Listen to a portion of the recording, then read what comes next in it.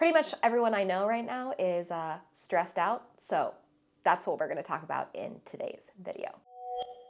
If you're feeling stressed in your life and you need a little bit of assistance in reducing that stress, this video is going to be for you. If you're new here, hi, my name is Dr. Karin Nordin, and I have a PhD in a field called health communication, which is the study of how we change health behavior. My research specifically focused on mindset and the way subtle changes in the way we think can make huge impacts in the way we operate and move and behave in our daily lives. Make sure you hit that subscribe button if you're trying to change in some way, because I drop these videos every single week. Okay, jumping right into our first tip. I want to be honest with you that the title of this video is just a little bit of a misnomer. And that's because stress is not something that we have to reduce across the board. What you may not know is that there are two different types of stress. There's eustress and distress. Eustress, for example, is like going to the gym. Yes, you do stress out your muscles when you go to the gym. You do put stress on your body.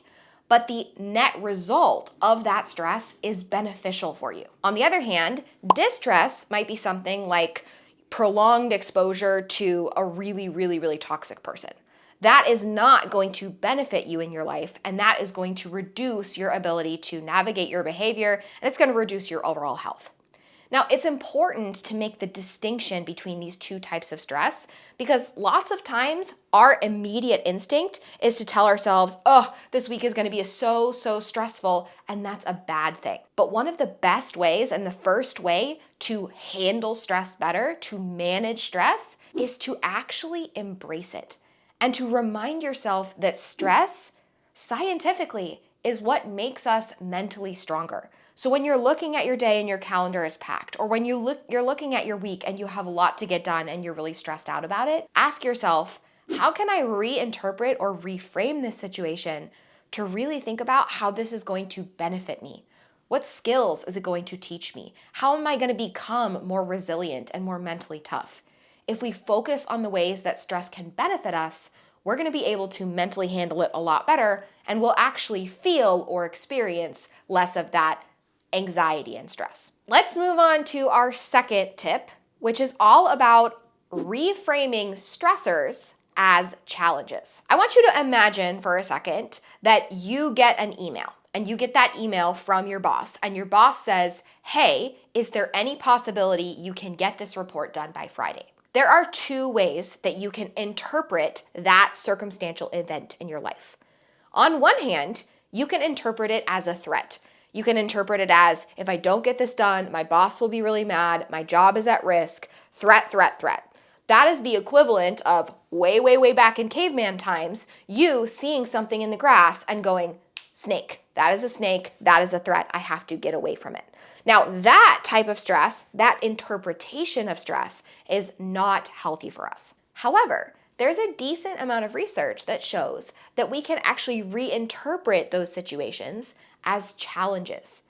And so maybe you get that email and you think to yourself, wow, this is an opportunity to show my boss exactly how dedicated I am. Wow, this is an opportunity to really showcase the skills that I've been developing in the past couple of weeks.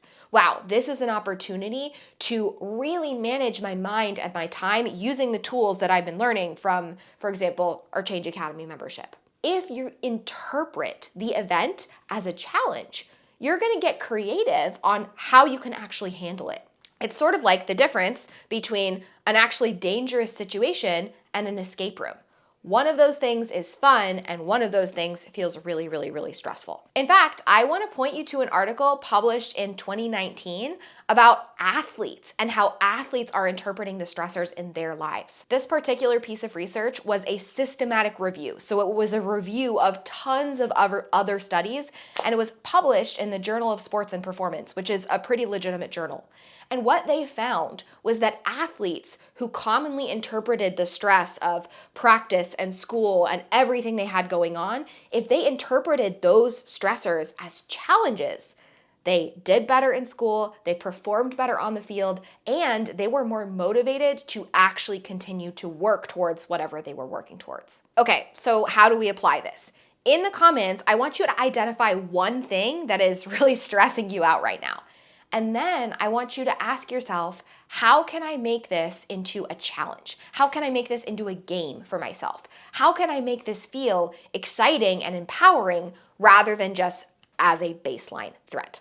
If you put it in the comments, I'll reply and I'll give you some feedback over your switch. And the very last technique I want to talk to you about is that when we increase demands, we need to increase support. I want you to imagine that you're going to the gym every single week. If you aren't growing your muscles, if you aren't getting stronger, can you lift more weight?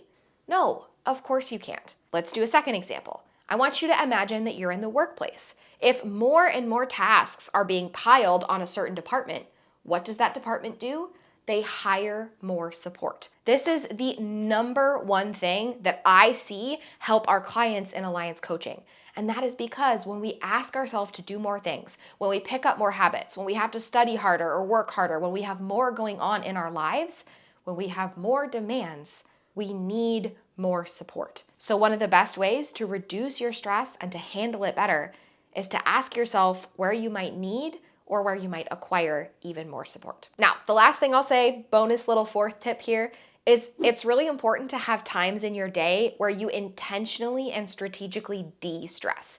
I'm gonna talk more about that in next week's video, so make sure you're subscribed.